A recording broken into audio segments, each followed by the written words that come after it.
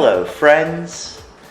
We're here in the field. I'm Trevor Stewart 1308, and we're with Darth Dragonis, our friendly neighborhood Sith Lord. Hello. Also known as Brock, the Brock Star, or the Brock Nasty. Okay, I'll take that one. And we are at Sabre Games interviewing Seth. Hey. Seth, you wear green, so everyone associates your name with Seth Green. Correct. So that they can remember your first name. Yes. But that Green is not your last name. No, I am Seth Brett, the manager of Sabre Games and Cards. Our business is a very small business, only 5 people, 2 employees, 3 owners, and we have been around since July 1st of last year, which would be 2023. Oh, July 1st, 2023 was when you all started. 5 people. Yep. Wow.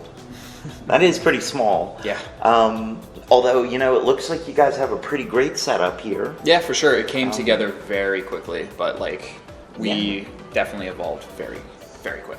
So yeah. Seems like Charlottesville's a pretty good town for it. There are a lot of gamers, a lot of dice and paper gamers. Yeah.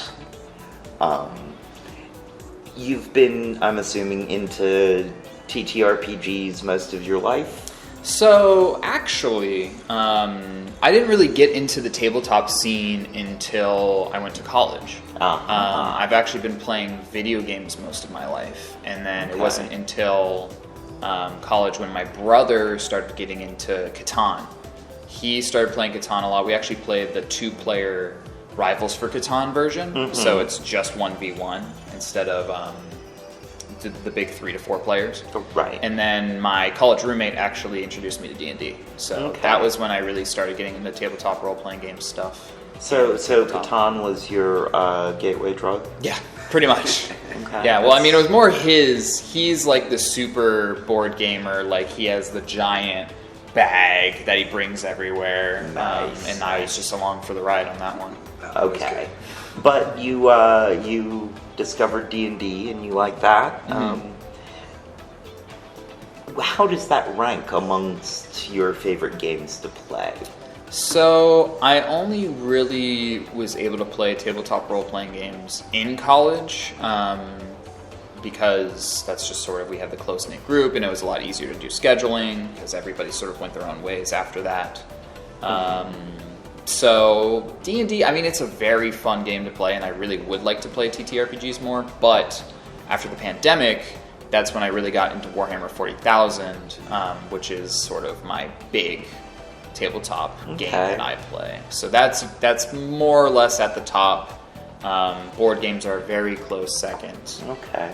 There are several board games that I'm big into. Well, I mean, any of the GW games, it is pretty much a board game. Yeah, for sure. It is a lot more of a board game than a role-playing game. Yeah, I always sell people on it saying that it's more of a hobby, really, than a board game because there's just so much to consume in it. There's a lot of story there. There is, but there's also a lot of just board play. Yeah, for sure.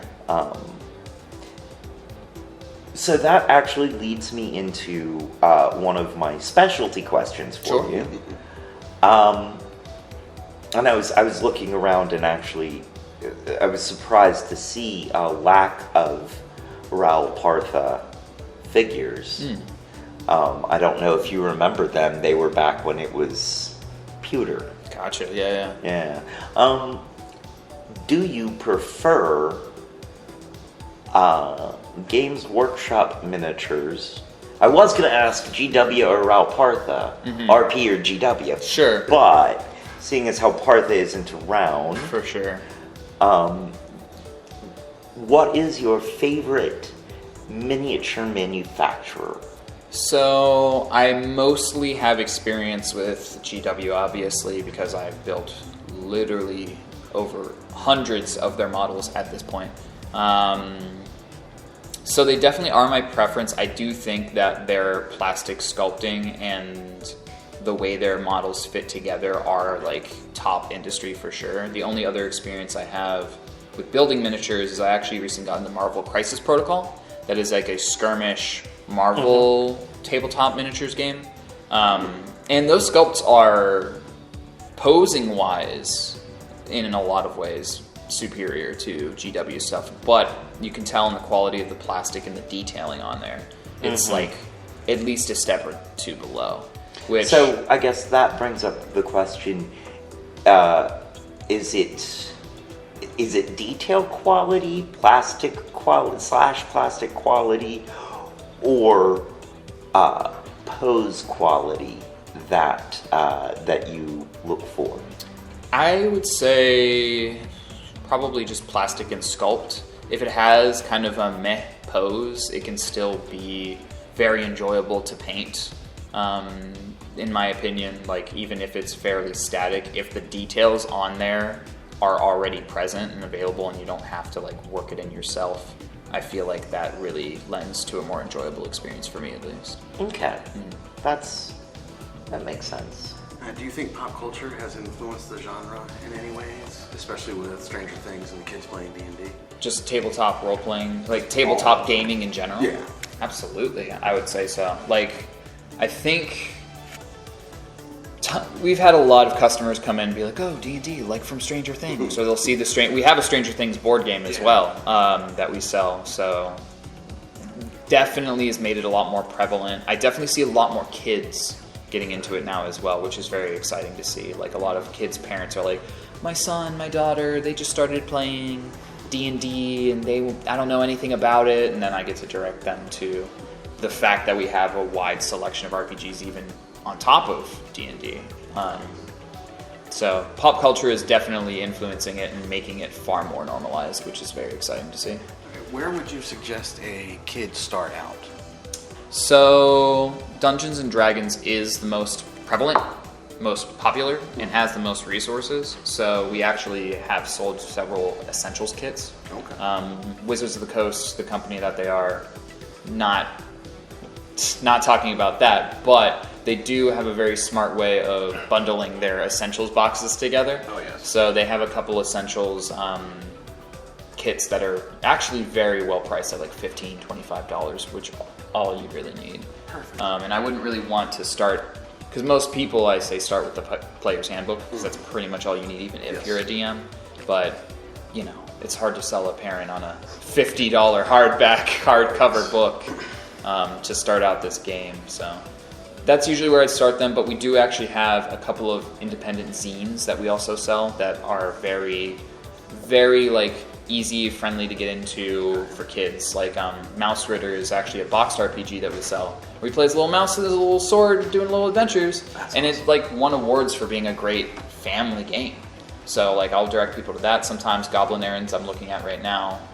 It's almost like a simplified version of D&D where it's like you're just playing as goblins, doing fun little goblin things. Okay. So while I do start people off with D&D, since it's the most popular, there are still other indie resources that I am lucky enough to be able to point people towards that direction. Very cool. And I guess that leads into the next one. If you could like buff up a new game, which one would it be?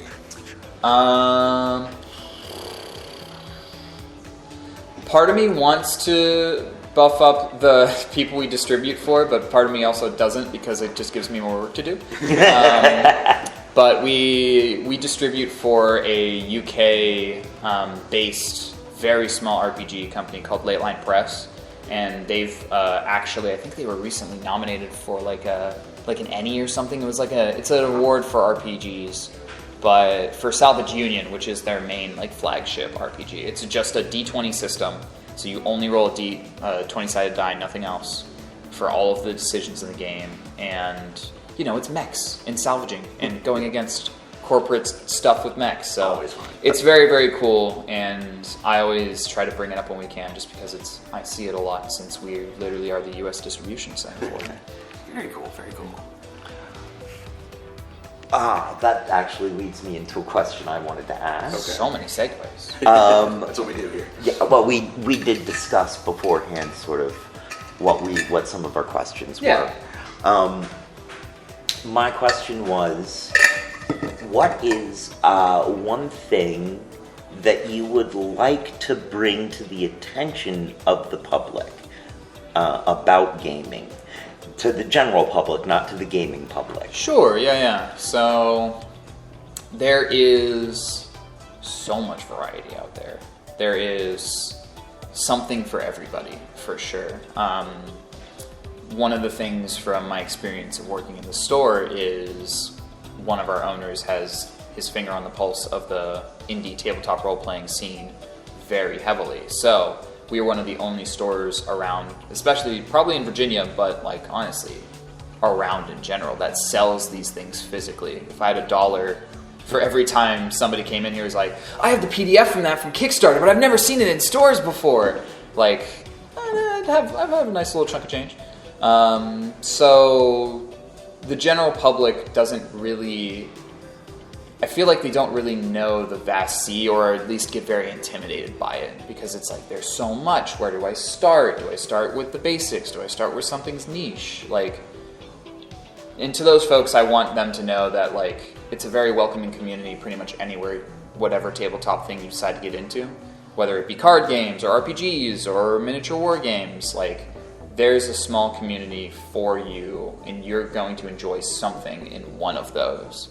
So I definitely would like to recommend anyone that has any remote interest in tabletop games, try them out. If you think that's the coolest thing you've ever seen, why not? You should definitely try it. So there's no shame in wanting to branch out and try something new. All right. My next question is, what is one gaming misconception that you would like to clear up for the public? Gotcha. I know what mine is, but mine is a product of the time I was brought up in. Sure. Yeah. The thing that I want to tell everybody is, tabletop gaming is not satanic. Oh.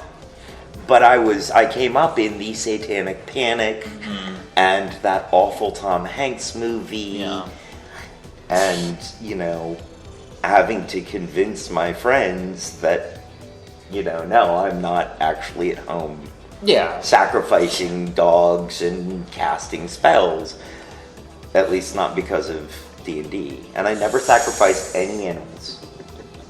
We're sacrificing dice and getting rid of dog miniatures is what we're doing. Yes. We have the shame shelf for dice. Dice jail. Where they sit and think about what they did wrong before they get turned into Firestarter. Well, being younger, I'm definitely very fortunate that a lot of those misconceptions are no longer as normalized as they used to be.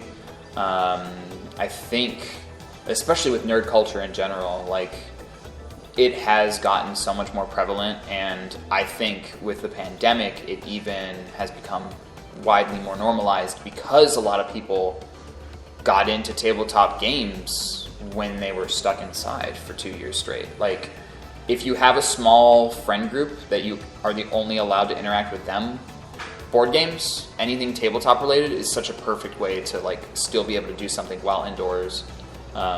So I think that a lot of the general public's misconceptions over nerd culture stuff and tabletop game stuff has definitely gotten a lot tamer, or like a lot less extreme. Like, I think most of the population doesn't think that we're still all in our basement, not showering, playing all day, unemployed, Like, there's Doritos, Funyuns, and Mountain Dew. Exactly. So... somebody recently I saw got to actually cast Magic Missile at the darkness. Oh, okay. What? I'm trying to remember what the game... Oh, it was a D20 Modern that was being adapted. The game is, our characters got shipped across the galaxy by into a D&D world, and or a D20 ancient world. Sure. Cute idea, but it's something the DM has always wanted to try, but my goodness, is it laborious? And I'm not going to get into it too much, but there was a Wraith King who was in the middle of, shadowing his way out of the room, and somebody magic missiled it. So they literally cast magic missile at the darkness. Yes. I felt so vindicated in that moment. Vindication. Yes. But to go back to the original question, if there's a misconception I would like to clear up, it's probably that a lot more people than you know are really into this nerdy stuff. And the reason for it is it's just a great way to form community and lasting relationships with people. Like, a lot of people, kind of what I was saying about getting into tabletop stuff in general, but it's just, there's more people than you think, and it's definitely becoming a lot more of a well-known thing. Like, if I had another dollar for every time somebody said, Henry Cavill plays that game! Right. Like, there's a lot of people that are really into this stuff, so. Or Terry Crews, or Dame Judi Dench. Exactly. That sounds like my ideal game group right there. Henry Cavill, Terry Crews, Judi Dench, and who was the other one? I don't remember, but Joe Manganiello also has his own setup, and the two writers from D&D got to play one guy. That's awesome. Fun. That would be so much fun. Actually, leads me into my next question. Ideal gaming group. Ideal celebrity gaming group.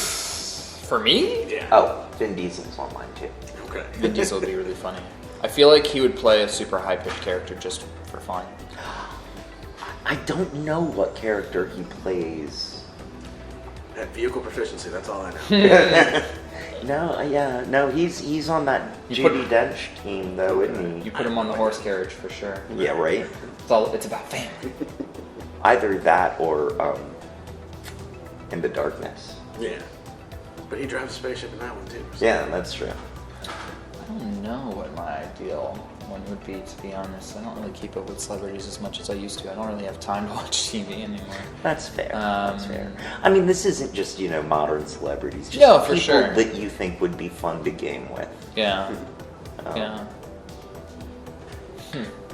I think I would want Nolan North to be there. He's my favorite voice actor. And he is a riot, even outside of his voice acting career and stuff. He's a goofy dude. You probably know him. He's the voice of Nathan Drake in Uncharted. Okay. Is his main biggest role, but he's also well known for being the voice actor for Deadpool and a lot of different animated things and video games as well. So I've been laughing at him for years. Yes, absolutely. Pretty much. He's been in a lot of stuff. So that does sound fun. I think he would be a good time to have in an RPG. But I don't know. Maybe do a one shot with him, see what he does. That'd be cool. Or have him DM for me. There you go. All the voices. Yeah, I was gonna say we know he does voices. You're welcome to DM for us anytime you want. Do you want to talk about your favorite games and perhaps maybe your favorite group for Warhammer? Ooh. So I already went over Rivals for Catan, and the 40K community in Charlottesville is actually incredible. I am now going on record saying that getting into Warhammer in this town specifically was one of the best decisions I ever made. Awesome. Because we have a really good community called Sector Seville. It's pretty much the whole central Virginia area. We have people that don't necessarily, they're a part of a different club, but people from Harrisonburg come in to play. I met people from Richmond. I meet people from all over, and it's just been a positive community and very well organized. One of the owners of the store is actually the runner of the Discord group, which is like the main way that people get into it. So obviously my favorite group, but it's also like over 200 people. So I usually see the same few people come in here and play games and stuff. So they're my favorite gaming group, without a doubt. A lot of friendships made through that, and a lot of discussion made through that. And my brother and my family is one of my favorite gaming groups too. Also helpful, yes. But 40K, Rivals for Catan is my favorite card game, even though it's technically like a cardboard game. Tile game. Yeah, sort of one of those, but it's board game. Yes. I mean, we've all seen card tile games that work like that. Like you can almost call Dominoes a card game because of the way you draw. Yeah, and you could put them on cards and it would be effectively the same. Right. Another one of my favorites, more recent, haven't got as many reps in it, but what was it? Terraforming Mars, so good. Terraforming Mars is so much fun. Okay. It's very dense. The first time I played it with my brother, we got an essential rule wrong, and so it basically made the whole game pointless. Because by the time we had found out, the game was almost over, and we were like, wow, we've been playing the game wrong the entire time. This entire 3 hours of playing this game, trying to figure it out, was a lesson instead of a proper game. Experience. So the second time we played was much more fun, and we actually were very diligent in staying on the rules, but it's quickly become one of my favorite board games that we've played.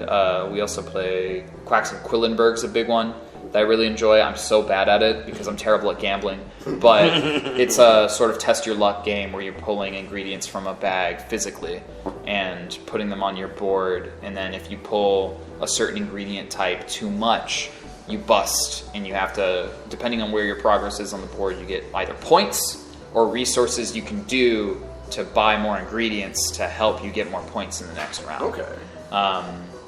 I once was like, there's no way I pull this ingredient and bust, so I went for it, and I did. I went and did the math. It was a 17% chance. So, bad at gambling. Don't gamble, kids. But very fun with a group. So those are probably like top 3 or 4 that I would recommend. Like 3 board games, and then hobby game if you want to go crazy and buy too many miniatures. Yes. That is a theme. Mm-hmm. Yes, it is. That is definitely a theme. I think I had everything. Okay. I think I've got just about everything. Okay. Well, why don't you give us as much information about the store as you can, how people can find you, where online they can find you, that kind of thing. Oh, tournaments. Tournaments. Yes. Let's go ahead and talk about tournaments. Okay. What tournaments do you have? So we've run, I think really only 2 game system tournaments. Our normal one is 40K, obviously. We run 12-person rogue trader tournaments is what they're called at smaller levels. Wow. We can only really fit 12 people in here because the store is so small. But one of the owners has run things at his place of work, which has a far larger table setup that has allowed us to do bigger events there. But typically, once a month, there's a 12-person tournament here. They usually fill up like super quick because people from Harrisonburg sign up, people from here sign up. Harrisonburg's going to give us slack because you keep not signing up before them and they keep stealing our spots. So that's happening once a month. And we've also run Marvel Crisis Protocol a couple times here, usually in the summer. Because it sort of tamed out towards the end of the last year, but we managed to run that as well. We also do Friday Night Magic every Friday here, which is just a round robin, like you do 3 rounds if you win, and it's a paid event, so if you get a pack no matter what. If you win 2 matches, you get 2 packs of a certain value depending on how much we charge for entry, and then if you win 3 rounds, you get 3 packs.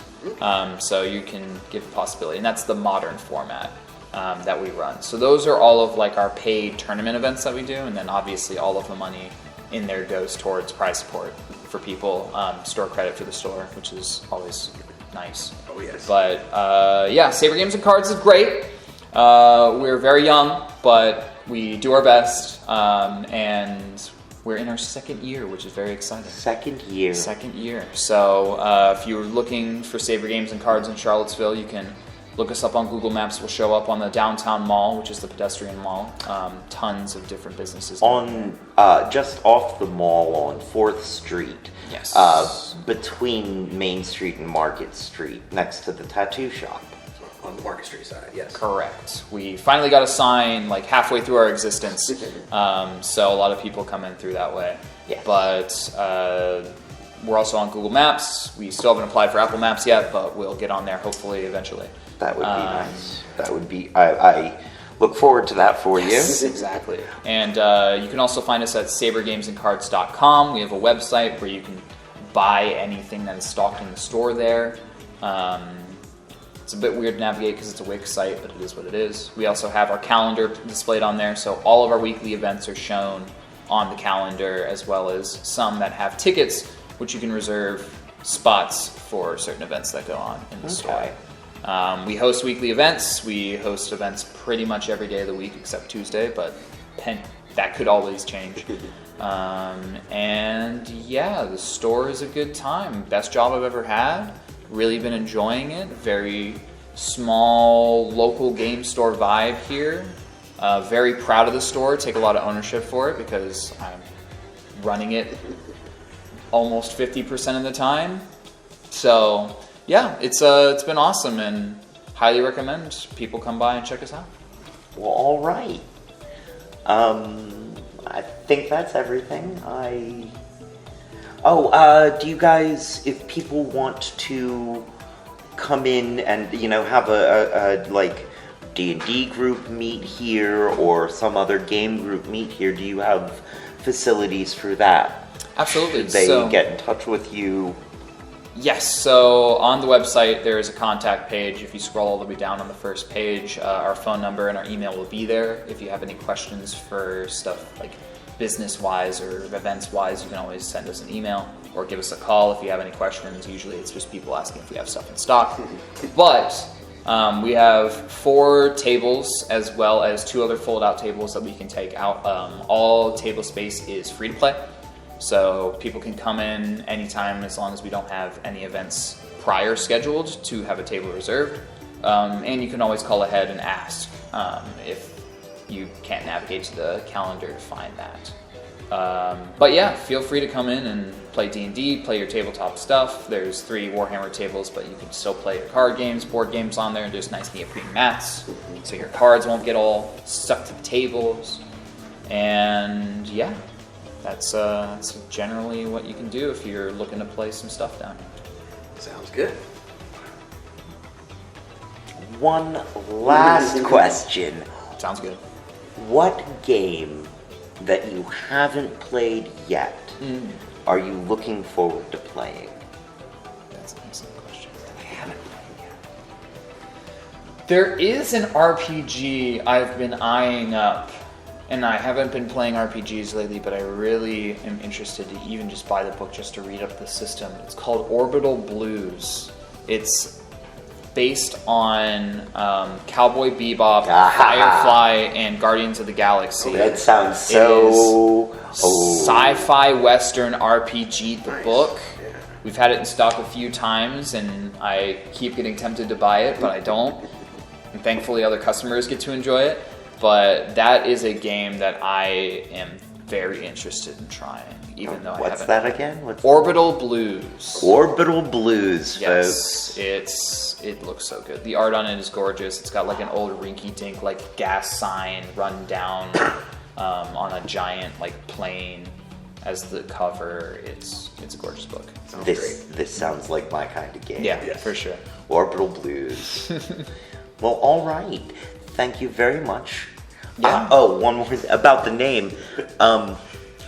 When I found out your last name, I had to stop myself from calling you Jeremy. Oh? My favorite Sherlock Holmes, Jeremy Brett. Well, there you go. I'm not very good at being a detective, Yes. but But great at managing a game store. thank you. I try my best. Thank you very much for your Yeah, time. absolutely. Appreciate you gentlemen Sir. coming down and asking me some questions.